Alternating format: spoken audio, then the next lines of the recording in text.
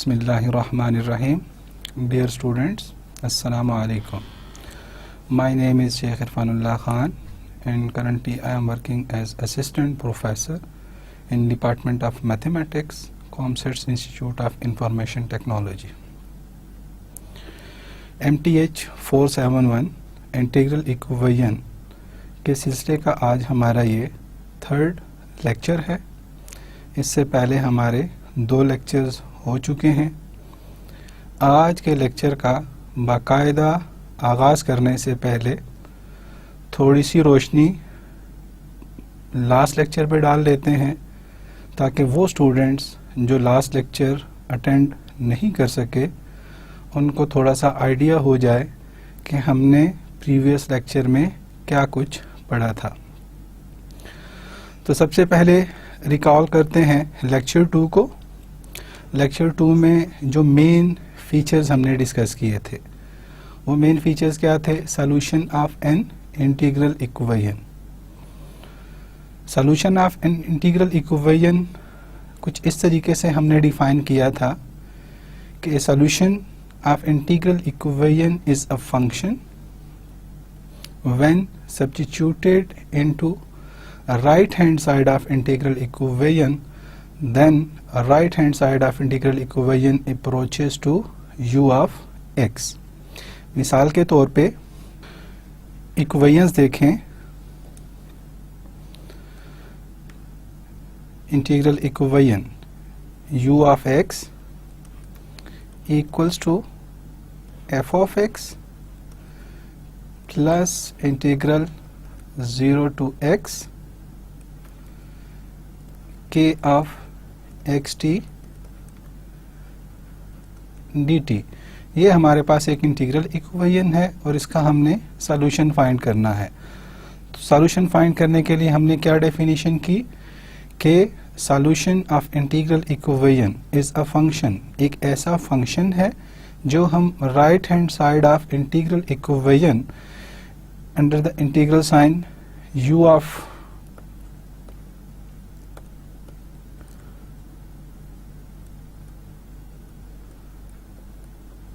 t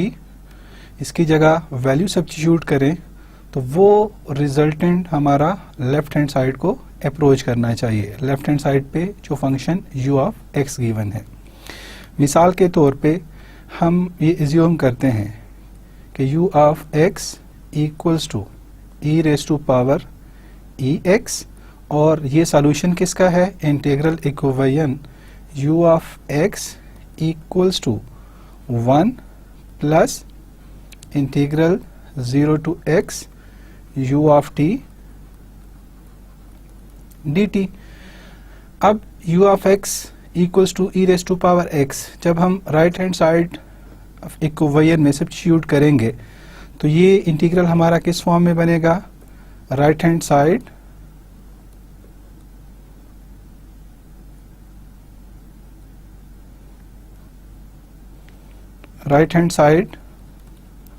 equals to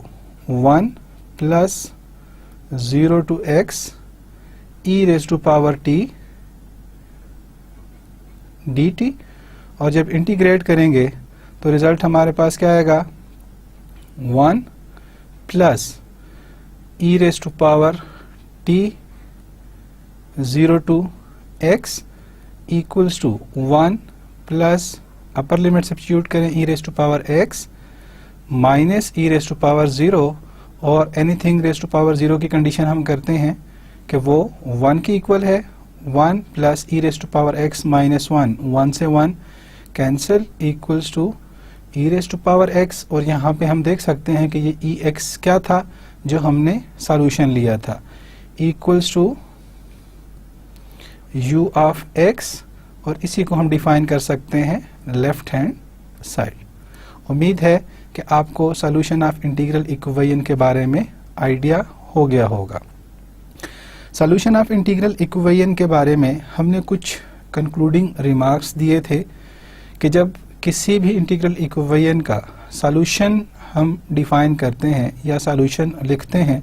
तो उसमें जो मेन बातें देखी जाती हैं, सबसे पहले जो क्वेश्चन अराइज होता है कि उस इंटीग्रल इक्वेशन के सॉल्यूशन की एग्जिस्टेंस क्या है, क्या वो सॉल्यूशन एग्जिस्ट करता है,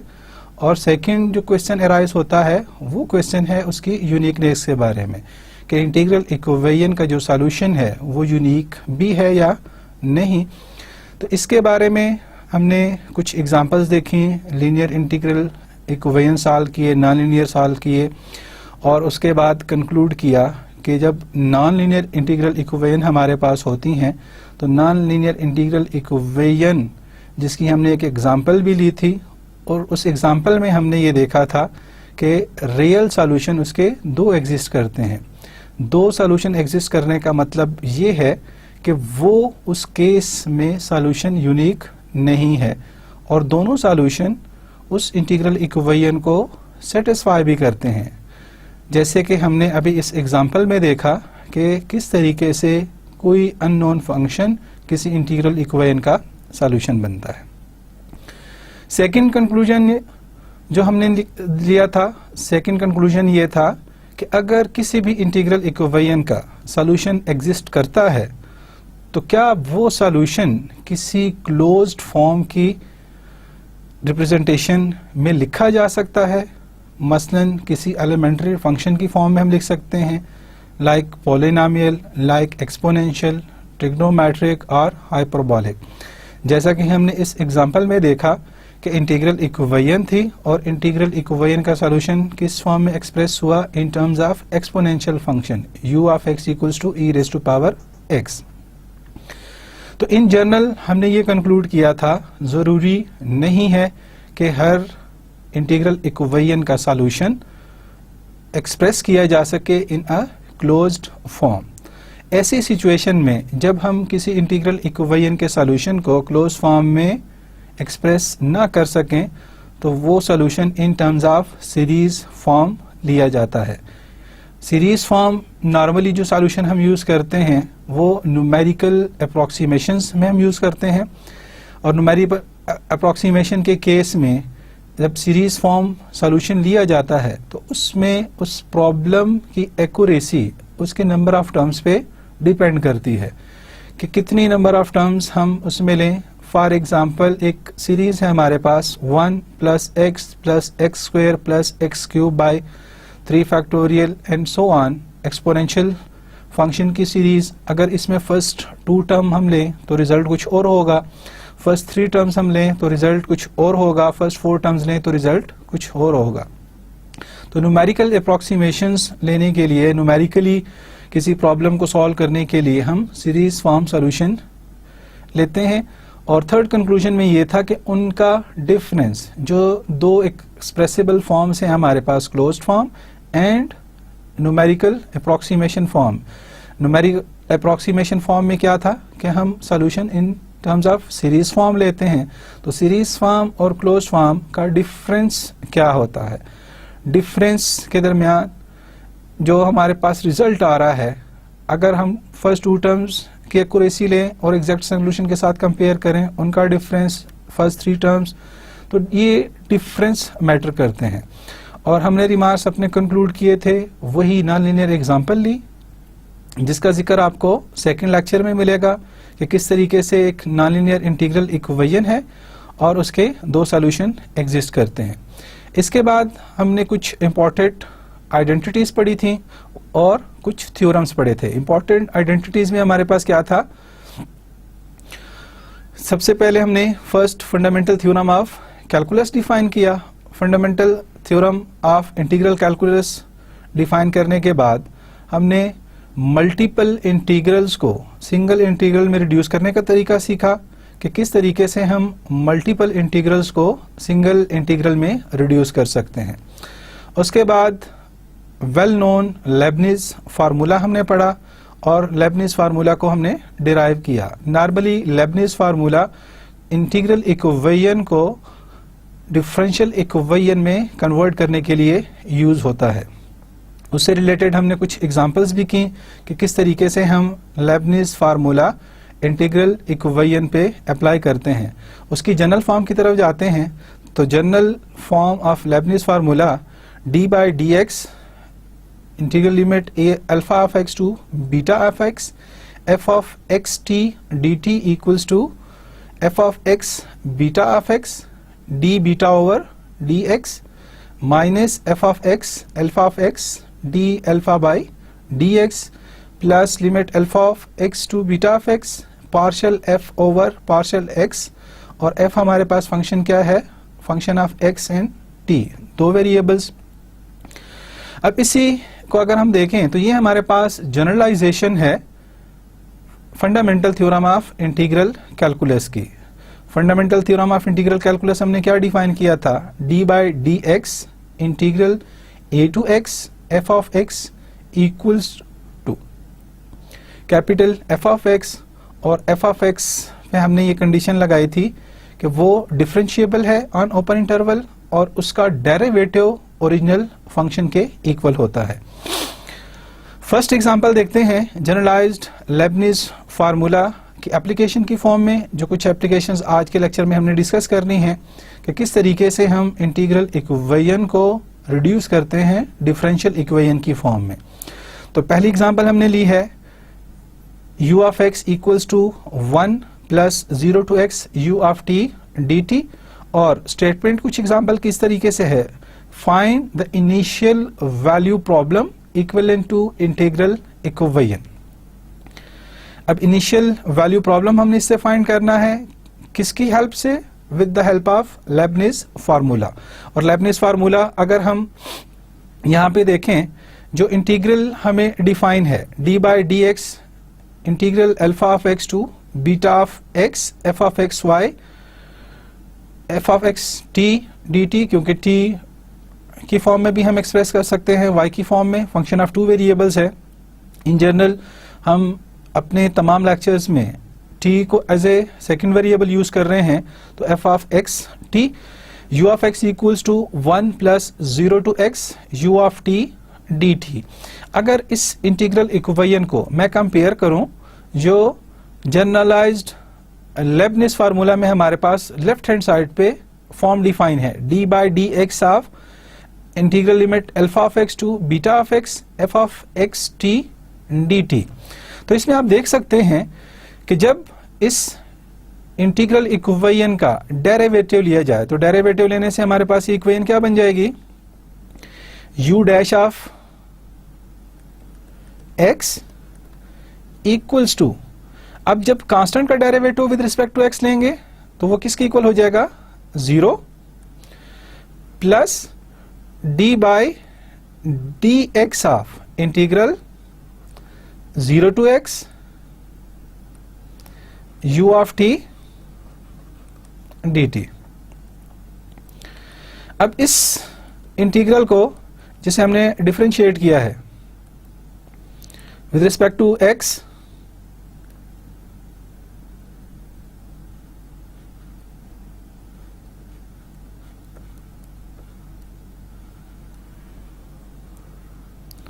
और ओरिजिनल इक्वेशन के साथ कंपेयर किया जाए, तो ओरिजिनल इक्वेशन हमारे पास क्या है, d by d x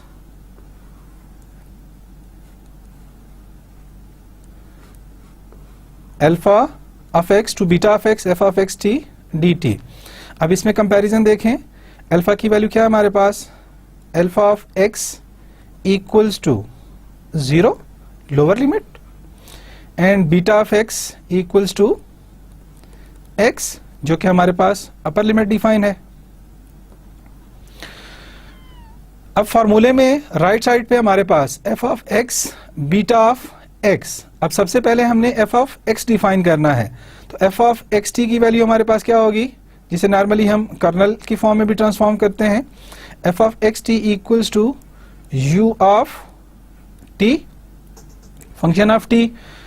alpha of x उसका विद रिस्पेक्ट टू एक्स अगर डेरिवेटिव लिया जाए तो डेरिवेटिव हमारे पास क्या आएगा, d alpha over d x equals to 0। Similarly d beta by d x equals to 1, और फंक्शन का derivative with respect to x अगर हम लें तो वो किसके इक्वल आएगा, पार्शियल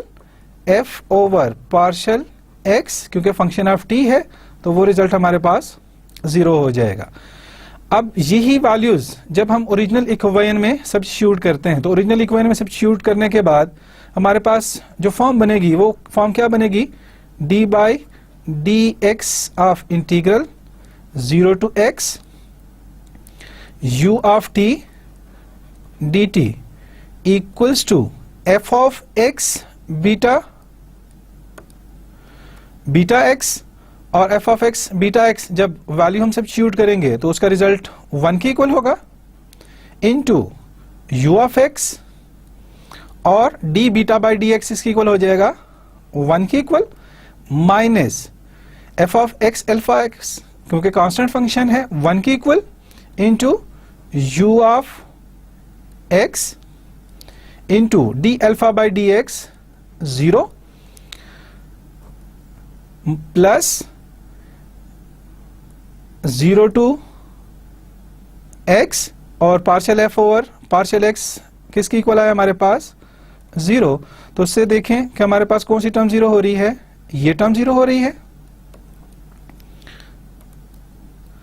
इसके बाद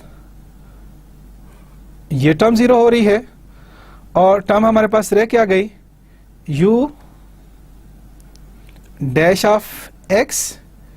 equals to u of x। अब ये इक्वेशन रिड्यूस हो गई है डिफरेंशियल इक्वेशन में, इंटीग्रल इक्वेशन को हमने रिड्यूस किया। अब इसकी इनिशियल कंडीशन हमने कैलकुलेट करनी है, और इनिशियल कंडीशन कैसे कैलकुलेट होगी, जब एट x इक्वल्स टू 0 हम इस ओरिजिनल इक्वेशन में वैल्यू सब्स्टिट्यूट करेंगे। तो जब वैल्यू सब्स्टिट्यूट करेंगे इंटीग्रल इक्वेशन में, तो u of 0 equals to 1 plus 0 to 0। तो उस तरह से ये रिजल्ट हमारे पास 0 के इक्वल हो गया, और u ऑफ 0 की वैल्यू क्या आ गई हमारे पास,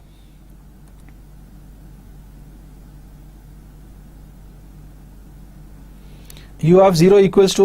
1। अब integral equation via generalized Leibniz formula reduce होकर किस फॉर्म में आ गई, u dash of x, u of x को लेफ्ट साइड पे लेके आए, minus u of x equals to 0 subject to initial condition u of 0 equals to 1। ये प्रॉब्लम सॉल्व हुआ। अब एक मजीद इसकी एप्लीकेशन देख लेते हैं। Next example, find the initial value problem equivalent to integral equation u of x equals to x plus 0 to x t minus x u of t dt। अब इस केस में हमने अप्लाई करना है जनरलाइज लेबनीज फार्मूला। तो जब apply करने के लिए सबसे पहले हम इस इंटीग्रल इक्वेशन को डिफरेंशिएट करेंगे। तो डिफरेंशिएट करने से ये equation u dash of x equals to x का with respect to derivative x1 plus यहाँ पे फॉर्म बन जाएगी d by d x of 0 to x t minus x u of t dt। Compare करें original form से, alpha of x की value क्या आ गई हमारे पास, alpha of x equals to 0, beta of x equals to x, and f of x t equals to t minus x into u of t, d alpha by d x इसकी equal हो जाएगा equals to 0, d beta by d f x equals to 1, and partial f by partial x। तो with respect to x जब हम इसे differentiate करेंगे, x u of x और u of t। u of t constant function है, इसका with respect to derivative हमने x लिया और साथ negative sign minus u of t। Apply करें u dash of x equals to 1 plus 0 to x u of t dt, क्योंकि हमारे पास ये जो टर्म्स हैं f of x beta of x, f of x beta of x किसकी equal हो जाएगा,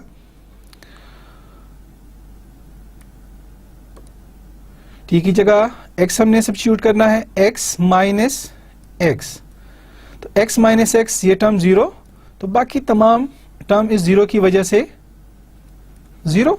similarly f of x alpha of x equals to zero minus x into u of x, और d alpha by d x इसकी equal था हमारे पास zero, लिहाजा ये term भी जीरो।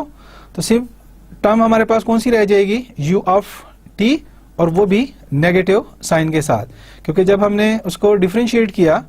t माइनस एक्स को, एक्सपोनेंट 1 था, u of t with respect to x constant है, तो x का derivative with respect to x 1, identity function का डेरिवेटिव नेगेटिव साइन की वजह से वो minus u of t r minus u of x। तो हमारे पास फॉर्म क्या बन गई, 1 plus 0 to x u of t dt, यहां पे नेगेटिव साइन आएगा, equals to 1 minus 0 to x u of t dt u dash of x, इसे हम 1 का नाम दे देते हैं। 1 का नाम क्यों, कि अभी भी इस इक्वेशन में हमारे पास इंटीग्रल साइन अपीयर हो रहा है, और लेबनिज फार्मूला हम किस लिए अप्लाई करते हैं कि किसी भी इंटीग्रल इक्वेशन को हम रिड्यूस कर सकें डिफरेंशियल इक्वेशन की फॉर्म में। अब नेक्स्ट दोबारा इसे इंटीग्रेट करेंगे। दोबारा इंटीग्रेट करने के लिए अब हमारे पास इंटीग्रल इक्वेशन किस टाइप की है, integro differential equation, again integrating integro differential equation. तो यहां पे हमारे पास वैल्यू बन जाएगी u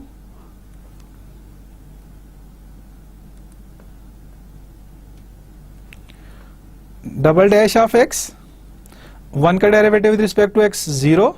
minus d by d x of u of t dt। और इस टाइप की एग्जांपल हम प्रीवियस स्लाइड पे कर चुके हैं कि किस तरीके से इसका रिजल्ट हम कैलकुलेट करते हैं। तो u double dash of x हमारे पास रिजल्ट किसकी इक्वल आ जाएगा, माइनस u ऑफ x, और सिंप्लीफाई करने के बाद u double dash of x plus u of x equals to 0। ये हमारे पास डिफरेंशियल इक्वेशन आ गई। अब इसके साथ इनिशियल कंडीशन हमने कैलकुलेट करनी है। तो इनिशियल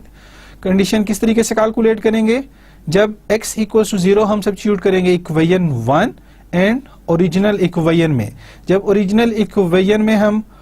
0 सब्स्टिट्यूट करेंगे x की जगह, तो आप देख सकते हैं u ऑफ 0 राइट साइड पे हमारे पास क्या है, फंक्शन ऑफ x है, तो x की जगह 0 रखने से वो टर्म भी 0, प्लस 0 टू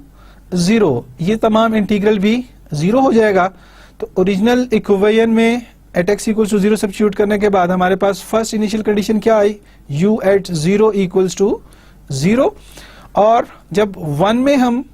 x की वैल्यू 0 के इक्वल सब्स्टिट्यूट करेंगे तो वहां से रिजल्ट हमें क्या मिलेगा, u dash of 0 equals to 1। अब u double dash of x plus u of x equals to 0, second order differential equation subject to initial condition up to 2 minus 1 u of 0 and u dash of 0। तो u of 0 equals to 0 और u dash of 0 equals to 1। तो ये हमारा एक complete problem बन गया जिसे हम इनिशियल वैल्यू प्रॉब्लम कहते हैं। और ये इनिशियल वैल्यू प्रॉब्लम कहाँ से हमें मिला,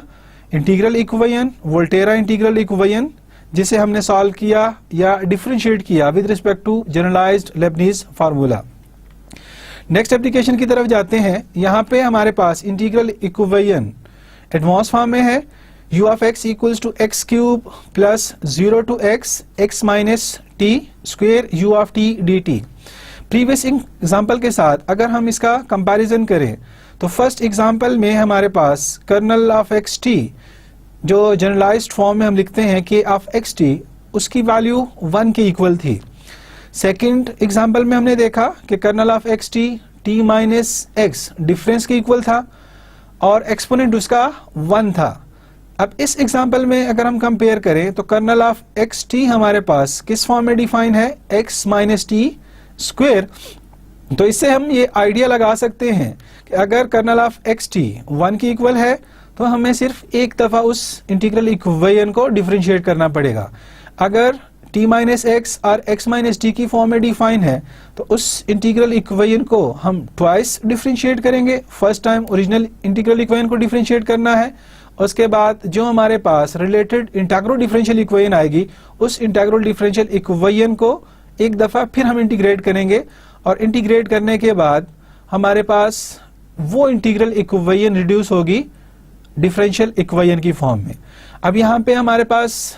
जो कर्नल डिफाइन है x माइनस टी, इसका एक्सपोनेंट 2 है और इस एक्सपोनेंट 2 की वजह से जब फर्स्ट टाइम हम partial f by partial x calculate करेंगे तो चेन रूल अप्लाई करने के बाद ये रिजल्ट क्या हो जाएगा, 2 into x minus t u of t। एक दफा फिर इसे इंटीग्रेट करेंगे, इंटीग्रेट करने के बाद हमारे पास ये क्या आ जाएगा, 2 ऑफ u ऑफ t और इंटीग्रल साइन तब भी मौजूद होगा। थर्ड टाइम डिफरेंशिएट करने के बाद हमारा integral sign via Leibniz formula खत्म हो जाएगा। देखते हैं इस एग्जांपल की तरफ। फर्स्ट पार्ट में हम कुछ इस तरीके से हम इसे डिवाइड कर लेते हैं।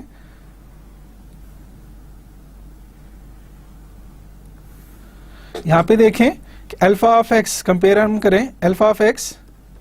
Equals to 0, beta of x equals to x, क्योंकि वोल्टेरा इंटीग्रल इक्वेशन है, लोअर लिमिट इक्वल्स टू 0 और जनरलाइज फॉर्म के साथ अगर हम कंपेयर करें alpha of x equals to 0 and beta of x equals to x, इनके derivative with respect to x calculate करें, d अल्फा बाई dx, वो वैल्यू हमारे पास 0 की इक्वल आ गई। d बीटा बाई dx, वो वैल्यू 1 की इक्वल और फंक्शन हमारे पास किस फॉर्म में डिफाइन था, f of x t equals to x minus t square u of t और partial f by partial x calculate करें तो वो रिजल्ट आ जाएगा 2 into x minus t u of t। Original equation में substitute करें, original equation हमारे पास क्या है, d बाय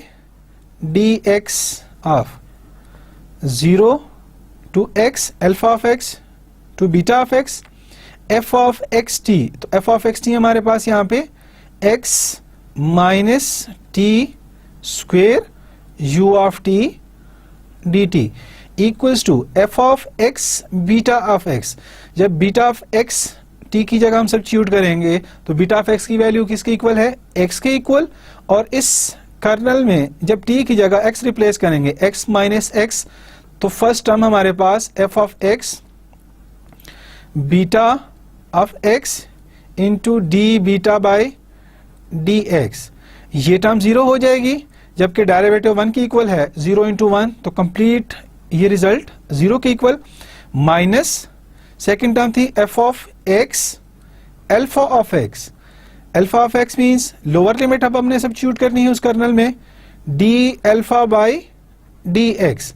जब लोअर लिमिट हम यहाँ पे सब्स्टिट्यूट करेंगे तो रिजल्ट आ जाएगा x square u of t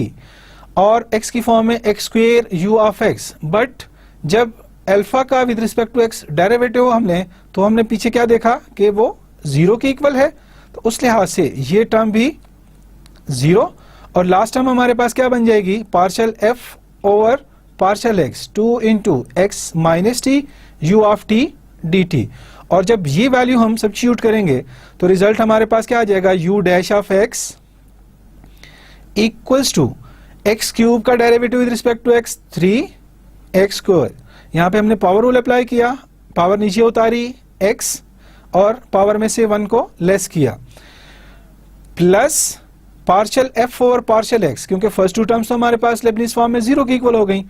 third term plus alpha of x to beta of x partial f over partial x, तो वो फॉर्म 0 टू x, 2 कांस्टेंट है उसे हम बाहर ले लेते हैं, x minus t u of t dt, इसे हम इक्वेशन 1 कह देते हैं।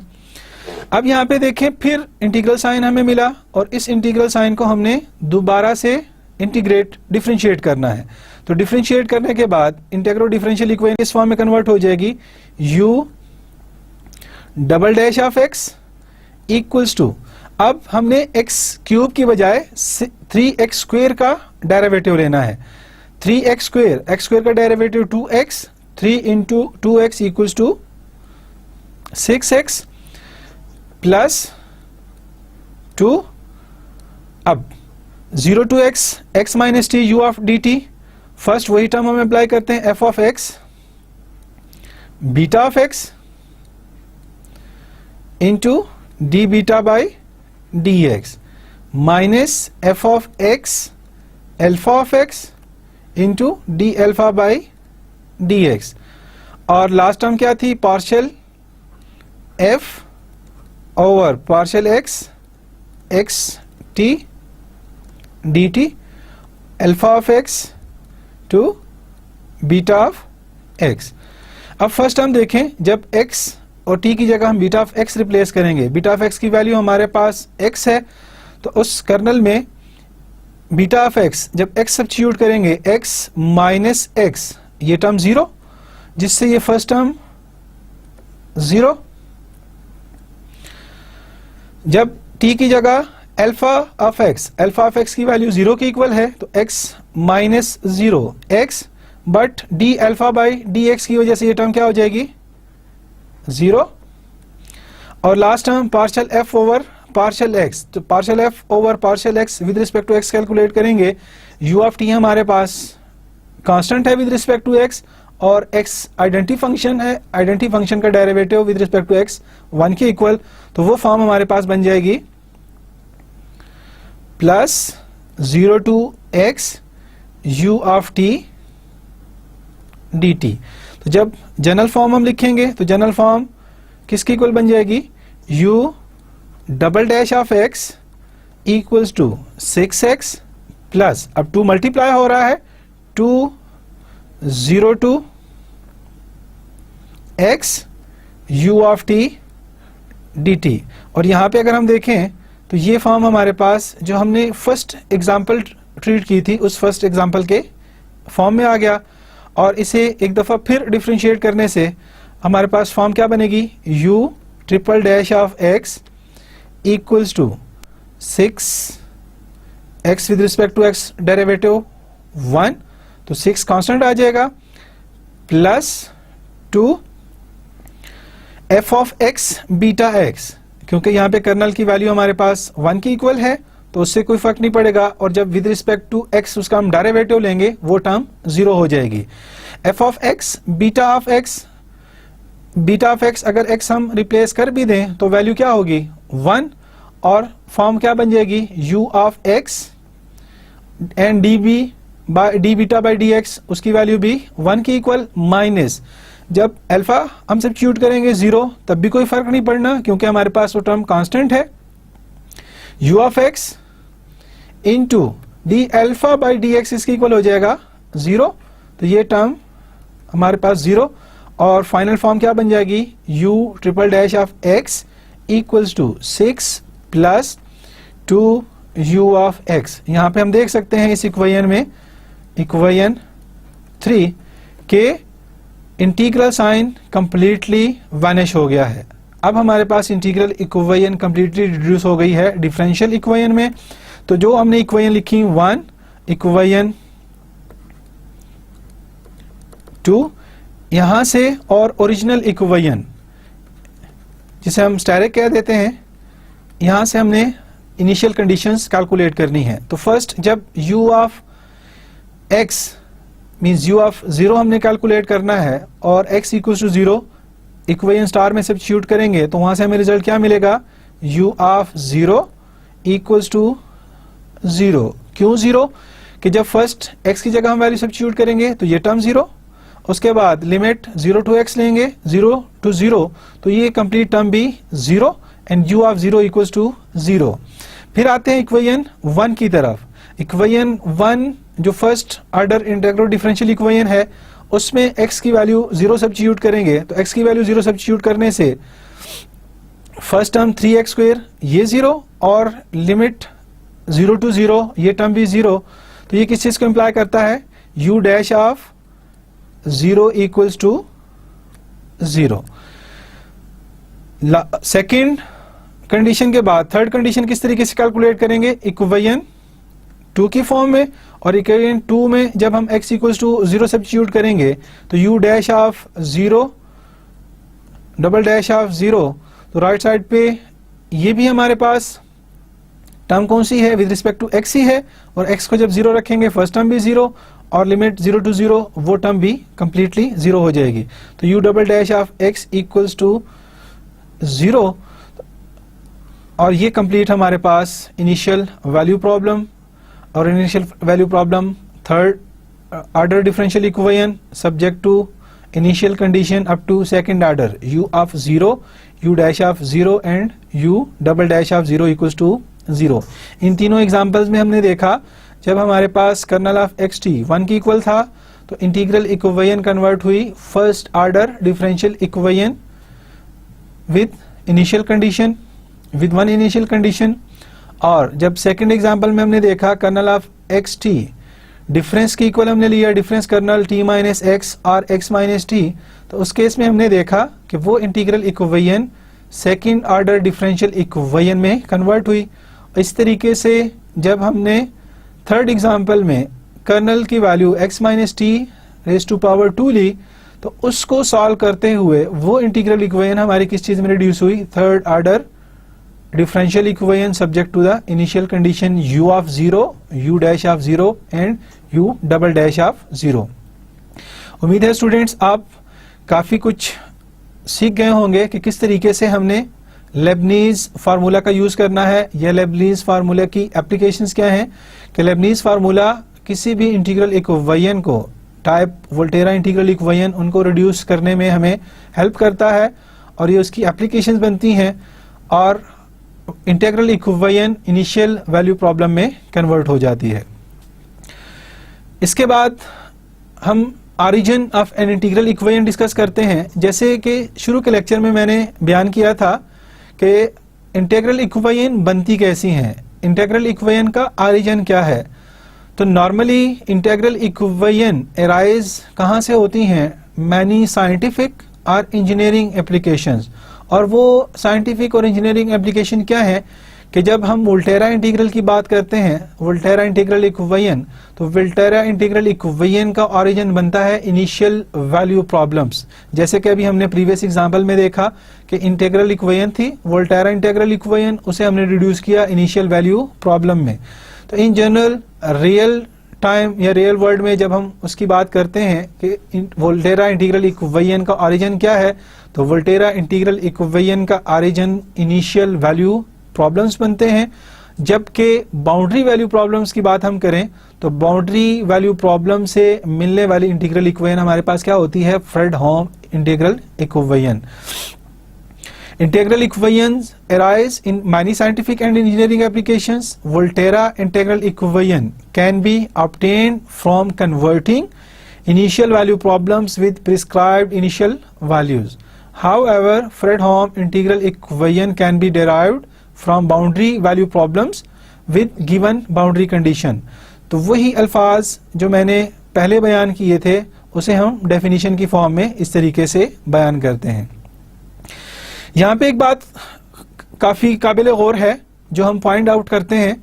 कि converting of Volterra integral equation to initial value problems and initial value problems to Volterra integral equation, कि वोल्टेरा से इनिशियल वैल्यू प्रॉब्लम में और इनिशियल वैल्यू प्रॉब्लम से वोल्टेरा इंटीग्रल इक्वेशन में जब कन्वर्जन होती है तो ये कॉमनली यूज हो रही है लिटरेचर में। आप इसकी डिफरेंट एग्जांपल्स देख सकते हैं, डिफरेंट बुक्स में आपको डिफरेंट लिटरेचर में ये चीजें आपको मिल जाएंगी। इसके बरक्स जब हम फ्रेडहोम की बात करते हैं कि Fredholm convert to boundary value problem और boundary value problems convert to Fredholm integral equation, तो वो रेयर केसेस में हमें देखने को मिलते हैं। अब इस ऑरिजिन के बारे में कि किस तरीके से इनिशियल वैल्यू प्रॉब्लम्स कन्वर्ट होते हैं वोल्टेरा इंटीग्रल इक्वेशन में, तो उसे हम डिटेल से डिस्कस करते हैं। और डिटेल से डिस्कस करने के लिए हम उसकी standard form of third order differential equation, third order differential equation की स्टैंडर्ड फॉर्म हमारे पास क्या है, D Q y over dx3 plus p of x d2y over dx2 plus q of x dy over dx plus r of x into y of x equals to g of x, subject to the initial condition y of 0 equals to alpha, dy by dx or y dash of 0 equals to beta, d2 y over dx2 और इसे हम लिख सकते हैं y double dash of 0 equals to gamma. यहाँ पे अगर इसे हम कन्वर्ट करना चाहें तो किस तरीके से कन्वर्ट करेंगे, dy by dx और इसी इक्वेशन को लिखा जाता है y डैश ऑफ 0 और y डैश ऑफ 0 की वैल्यू हमारे पास बीटा की इक्वल है and y double dash of 0 equals to gamma और वो वैल्यू यहाँ पे y डबल डैश ऑफ 0 और d2y over dx2 equals to gamma where alpha, beta and gamma are constants and the coefficient p of x, q of x and r of x are analytic functions। इसके proof की तरफ जाते हैं तो proof में जैसे कि हमारे पास इसकी standard form third order differential equation में देखें, जो हमारे पास हाईएस्ट ऑर्डर है वो किसकी इक्वल है, d3 y over dx3। इसको हम लिख सकते हैं सिंपलेस्ट फॉर्म में y triple dash of x। तो यही वैल्यू जो हाईएस्ट ऑर्डर है उसे हम अननोन फंक्शन के इक्वल लेट करते हैं। तो फॉर्म क्या बन जाएगी, y triple dash of x equals to u of x, बेशक आप इसे इक्वेशन 1 कह दें, on integrating both sides from 0 to x। Integrate करेंगे हम 1 को, इंटीग्रेटिंग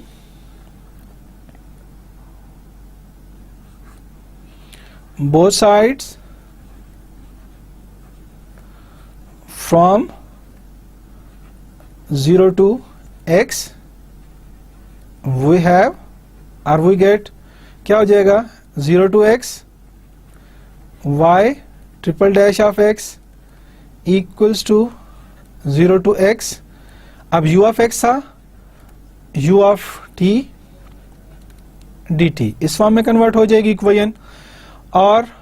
यहां पे हम देखें कि इंटीग्रल और डेरिवेटिव एक दूसरे के एंटी डेरिवेटिव हैं और एक दूसरे को कैंसिल आउट करते हैं। यहाँ पे y triple dash of x को अल्टरनेट फॉर्म में हम लिखें तो y triple dash of x किसकी को लिखी जा सकती है, d by dx into y double dash of x। तो ये d by dx इस इंटीग्रल साइन के साथ कैंसिल हो जाएगा। यहाँ पे हमारे पास वैल्यू क्या रह जाएगी, y double dash of x 0 to x equals to 0 to x u of t dt। Limit apply करें, y double dash of x minus y double dash of 0 equals to integral 0 to x u of t dt। और दूसरी side पे क्योंकि y double dash of 0 known value है हमारे पास, दूसरी side पे हम ले जाएंगे y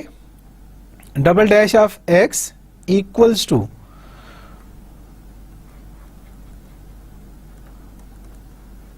y double dash of 0 plus 0 to x u of t dt।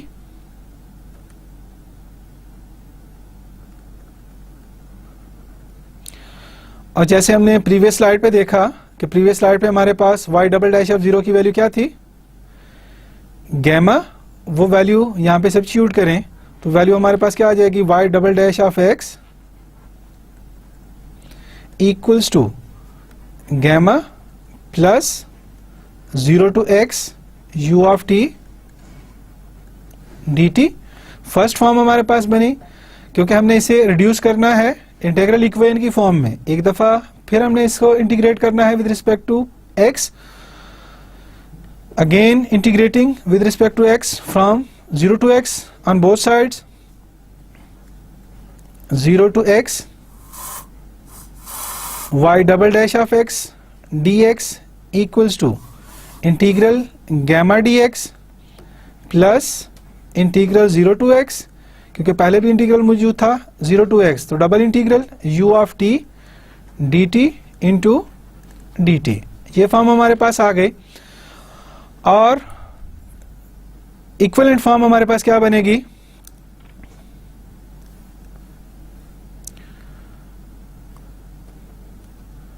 y dash of x minus y dash of 0 equals to gamma x plus 0 to x u of t dt into dt। y dash of 0 known value हमारे पास, इसकी value substitute करने से form क्या बन जाएगी, y dash of x equals to right side पे positive हो जाएगी beta plus gamma x plus 0 to x u of t dt और इक्विवेलेंट फॉर्म में अगर लिखें y dash of x equals to beta plus gamma x plus 0 to x minus t u of t dt। और ये हमने कैसे लिखा, multiple integrals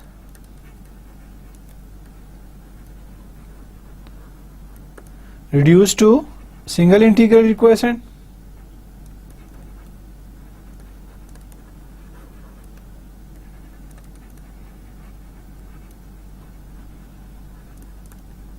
via form 0 to x u of t dt equals to 1 over 1 factorial 0 to x minus t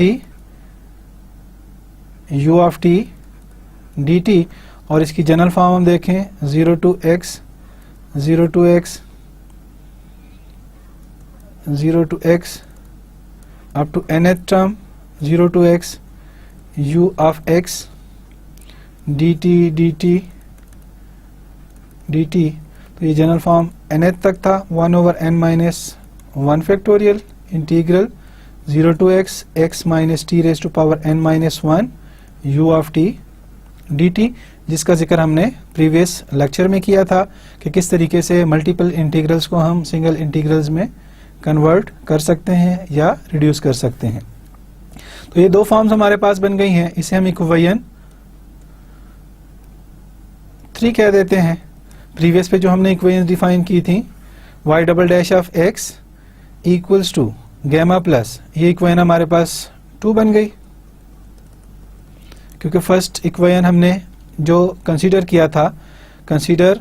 y triple dash of x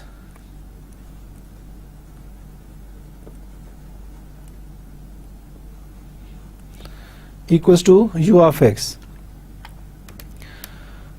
y dash of x equals to beta plus gamma x plus 0 to x minus t u of t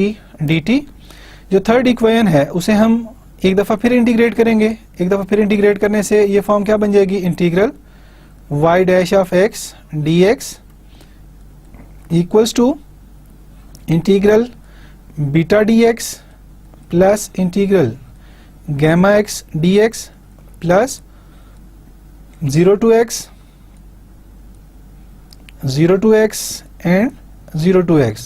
third time integrate किया तो 3 integral sign u of t dt and dt। Left side हमारे पास किसकी equal आ जाएगी, y of x minus y of 0। Integrate करने से beta constant है, beta x plus gamma x square by 2 plus 0 to x u of t dt। 3 integrals हैं तो 3 दफ़ा हमने डिफरेंशियल लेने हैं dt। y of 0 known value है, y ऑफ x किसकी इक्वल बन जाएगा, y of 0 plus beta x plus gamma x square by 2 plus 0 to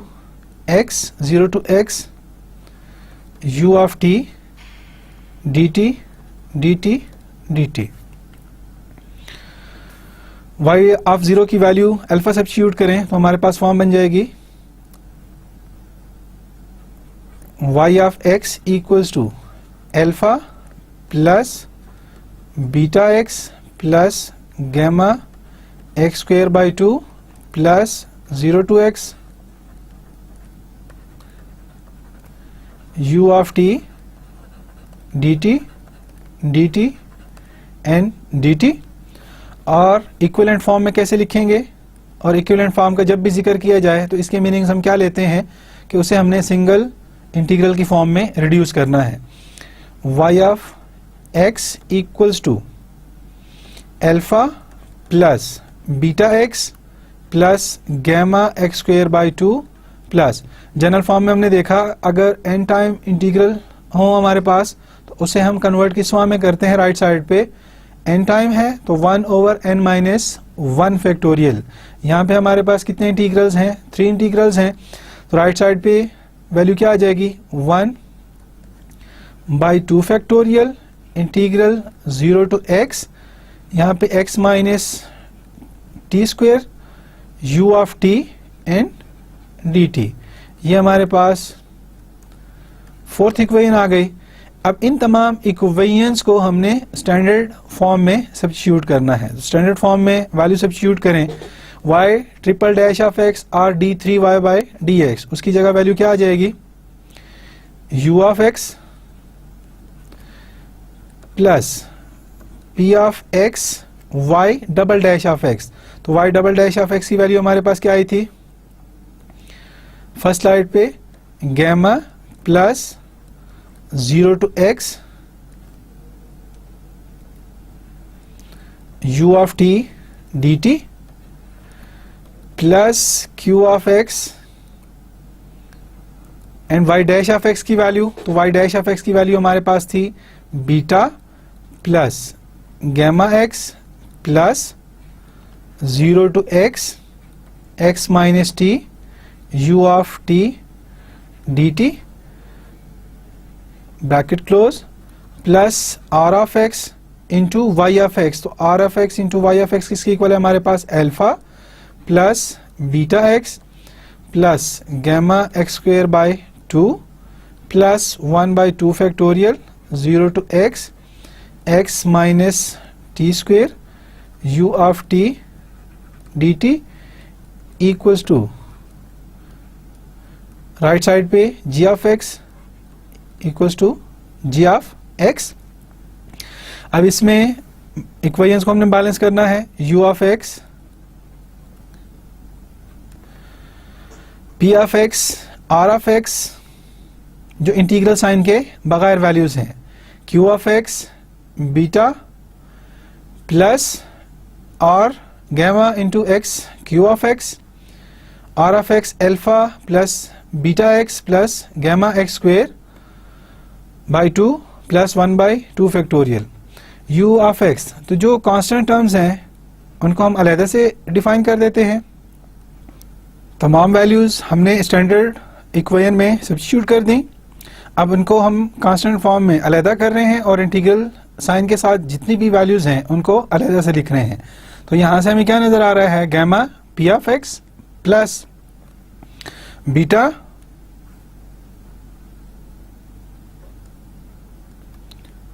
q of x plus gamma x q of x plus alpha r of x plus beta x r of x plus gamma x square by 2 r of x। ये तमाम terms अलहदा से लिख लें, plus p of x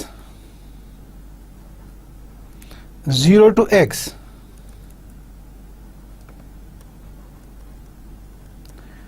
u of t dt plus 0 to x q of x x minus t u of t dt plus 1 by 2 factorial 0 to x r of x x minus t square u of t dt equals to g of x। Right side पे g of x है हमारे पास। अब जितनी भी values हैं, अगर standard equation के साथ हम कंपेयर करें तो standard equation of Volterra integral equation किसकी इक्वल है? u of x equals to f of x plus lambda alpha r a to x k of xt u of t dt। इस form में हमने उसे convert करना है। और convert किस तरीके से होगा? ये तमाम वैल्यूज u of x को हमने एक साइड पे छोड़ना है, उसके अलावा जितनी भी वैल्यूज हैं वो हम राइट हैंड साइड पे ले जाएंगे। लाइक g of x से सब्ट्रैक्ट करना है, तो g of x से सब्ट्रैक्ट करने के बाद ये तमाम वैल्यूज जो नॉन वैल्यूज हैं हमारे पास, नॉन कंडीशंस या non values g of x से हमने सब्ट्रैक्ट करना है। और सब्ट्रैक्ट करने के बाद जो फॉर्म बनेगी वो कन्वर्ट होके f of x की इक्वल होगी। अब फाइनल फॉर्म हमारे पास क्या बन जाएगी वोल्टेरा इंटीग्रल इक्वेशन की? u of x equals to f of x plus lambda 0 to x k of xt u of t dt। क्योंकि यहाँ पे हमारे पास लैम्डा गिवन नहीं था तो यहाँ पे हम एज्यूम करते हैं लैम्डा इक्वल्स टू 1, तो ये फॉर्म हमारे पास बन जाएगी f of x plus 0 to x k of xt u of t dt where f of x equals to g of x minus gamma p of x minus beta q of x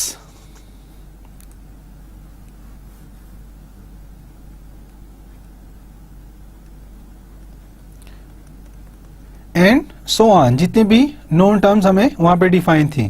and k of x t किसकी equal हो जाएगा? k of x t equals to p of x plus, और right side पे जाके ये सारी values negative हो जाएंगी, minus p of x plus q of x x minus t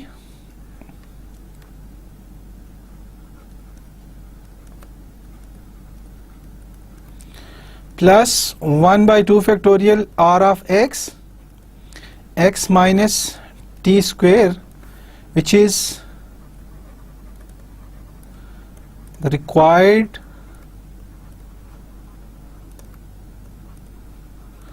Volterra integral equation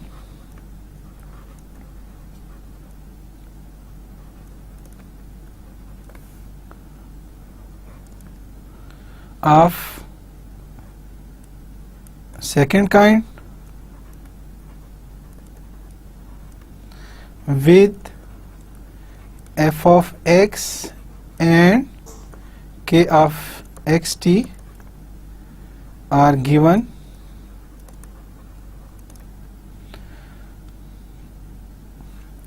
उम्मीद है कि आपको वोल्टेरा इंटीग्रल इक्वेशन या इनिशियल वैल्यू प्रॉब्लम को कन्वर्ट करके वोल्टेरा इंटीग्रल इक्वेशन हासिल करने का तरीका मालूम हो गया होगा कि किस तरीके से हम इनिशियल वैल्यू प्रॉब्लम को वोल्टेरा इंटीग्रल इक्वेशन में कन्वर्ट कर सकते हैं। यहाँ पे हमने जनरलाइज और standard form of third order differential equation ली और उसे कन्वर्ट किया Volterra integral equation of second kind. आज के लेक्चर में हमने क्या क्या चीज़ें डिस्कस की? जनरलाइज्ड लेबनिज फार्मूला और जनरलाइज्ड लेबनिज फार्मूला की एप्लीकेशंस हमने देखी कि किस तरीके से इंटीग्रल इक्वेशन को हम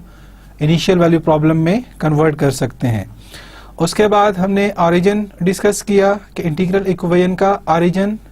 कहाँ से है, या ऑरिजिन किस तरीके से हम डिफाइन करते हैं। तो नॉर्मली रियल लाइफ प्रॉब्लम्स में इंटीग्रल इक्वेशंस जो बनती हैं वो हमारे पास इनिशियल वैल्यू प्रॉब्लम से बनती हैं। उन्हीं इनिशियल वैल्यू प्रॉब्लम्स को टैकल करते हुए, उन पे डिफरेंट टेक्निक्स अप्लाई करते हुए हम कन्वर्ट करते हैं उन इनिशियल वैल्यू प्रॉब्लम को वोल्टेरा इंटीग्रल इक्वेशंस में। जैसा कि अभी आपने देखा कि किस तरीके से वोल्टेरा इंटीग्रल इक्वेशन में हमने इनिशियल वैल्यू प्रॉब्लम को कन्वर्ट किया, कि इनिशियल वैल्यू प्रॉब्लम था, उस पे इंटीग्रेशन अप्लाई की, कुछ प्रोसीजर अप्लाई किया, और प्रोसीजर अप्लाई करने के बाद वही initial value problem, third order initial value problem convert हो गया Volterra integral equation of second kind. उम्मीद है आज के लेक्चर में आप काफ़ी कुछ सीख गए होंगे कि किस तरीके से हमने जनरलाइज्ड लेबनिज फार्मूला को अप्लाई करना है और किस तरीके से हमने इनिशियल वैल्यू प्रॉब्लम को वोल्टेरा इंटीग्रल इक्वेशन में कन्वर्ट करना है। नेक्स्ट लेक्चर तक अल्लाह आपका हामी व नासिर हो। अल्लाह हाफिज।